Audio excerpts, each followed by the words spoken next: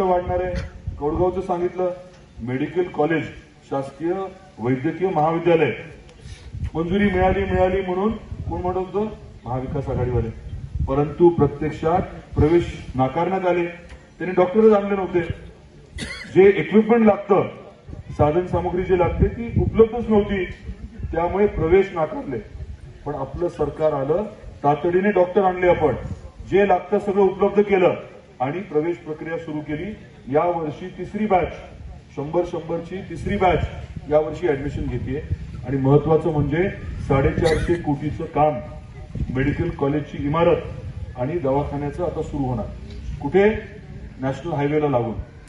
आणि महत्वाचं सगळ्यात म्हणजे त्या दवाखान्यात 300 पेक्षा जास्त तज्ञ डॉक्टर तुमच्या माझ्या रुग्णसेवेसाठी उपस्थित राहणार. 300 डॉक्टर. सिव्हिलला गेल्यानंतर डॉक्टर सापडतात का आपल्याला?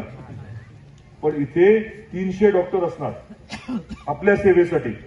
एवढा मोठा फरक आपण करण्याचा निर्धार केला आणि आपलं सरकार असल्यामुळे या प्रत्येक विषयाला यश मिळतंय. कशामुळे? आपलं सरकार असल्यामुळे. केंद्रात कोणाचं सरकार आहे? राज्यात कोणाचं आहे?